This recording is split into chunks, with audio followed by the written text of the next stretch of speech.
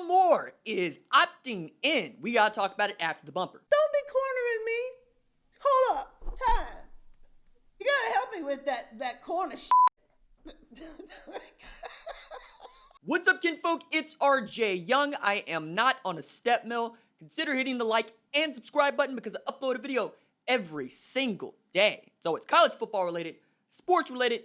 We have a good time. We do the live shows on Mondays and Wednesdays at 3 o'clock Tulsa time. You can download the RJ Young Show podcast if you have missed them. Leave a 5-star review. If it is a kind review, I will read it right here on the live show. And this Saturday, you'll hear from Bobby Carpenter. Yes, 2002 Ohio State national champion linebacker, Bobby Carpenter. And I'm very excited about that. And that's a nice segue into today's topic as Rondale Moore is returning to play Big Ten football.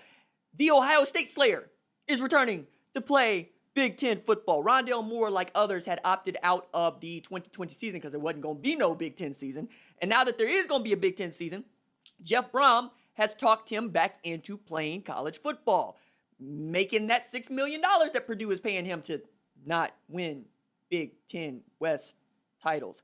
But that could that could change this year because, well, Ohio State ain't on Purdue's schedule. As a matter of fact, I would say that Ohio State's schedule is perhaps a little bit more difficult than Purdue's schedule because I'm going to go ahead and just get this out of the way.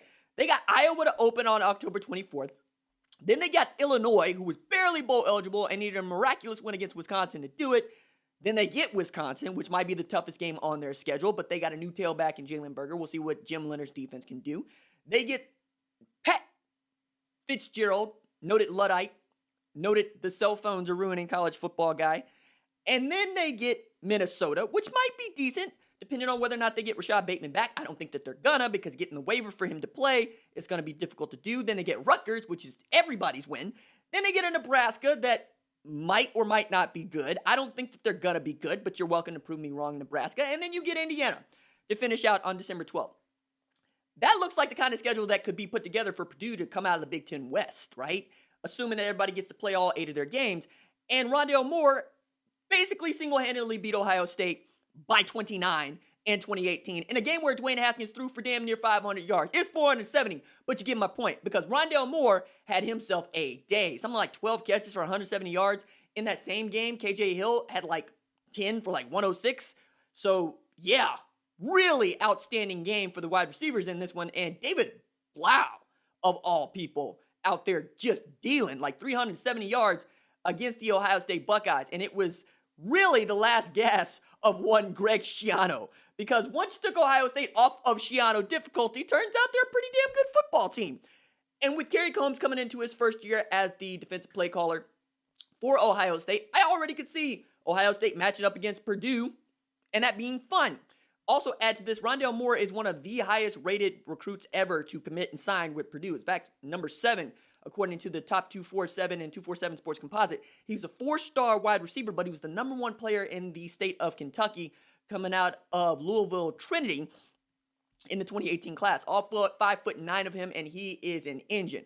Missed most of last season due to a ACL injury, and that sucked because he started out gangbusters. Had like 23 catches in the first 2 games and over 200 yards receiving.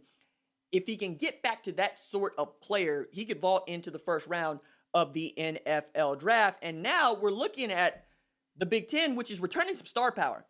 Half of that star power is at Ohio State, but you get my point. Wyatt Davis is a first-round draft selection, according to many, and also the son of one Dwayne Davis, who was not only Alvin Mack in the program. I know you. Yeah, you stole my grandmama's purse. And he's also Featherstone, as in, don't throw it to stone hands, in Necessary Roughness. 2 of my favorite movies of all time, and they happen to be movies about college football, so you really can see who I am. And then you get Shaun Wade back. Another slotted first-round player, a first-rounder at cornerback. He wants to show that he could play outside corner. He didn't need to show that he could play outside corner, probably make more money as a slot corner, which is what he did last year. But he also wants to win a national championship because for Ohio State, not unlike Oklahoma, it ain't about winning the conference championship. They know they can do that. They know that it's their league. They know that whatever they want to do, they can pretty much do. It's about winning national championship. And to beat Clemson, who's got everybody that they need to go, win a national championship, to beat Alabama, who's got everybody they need to go win a national championship. You probably need to have Wyatt Davis and Sean Wade. And then add to that, Garrett Wilson is awesome. Julian Fleming is awesome. Sevyn Banks is apparently having himself a preseason, and he's been on the hype train for some time now. Again, just getting the guys back into the Big Ten makes the Big Ten a lot more fun to watch, just like the SEC is going to be a lot of fun to watch because ain't nobody really opting out of the SEC. Everybody in the SEC wants to play football, except Jamie Newman. But Jamie Newman opted out because he thought he was going to be able to, go make some more money. I am revisiting that discussion now, and I don't believe that Jamie Newman made a bad decision. I think that anytime you can save your money and make more money, you should do that because, the thing about signing with an agent right now is that they're going to pay you to sign with them, and you're going to get paid again in the April NFL draft, and then you're going to get paid again when it comes endorsement times. All while you don't actually have to get hit in the face. That sounds like winning to me. I don't see that as a loss. For all the folks that want to tell me that college football is worth more than money. Yeah, all right. Tell me that it's worth more than money when you're 45 and you ain't got the use of your hips and your knees. Tell me about it when you ain't got that health insurance to go get them knee replacements. Tell me about it when you got kids to put through college. Then we'll see about it. Because protecting your future today is what we call IRAs. Same thing when it comes to will you play.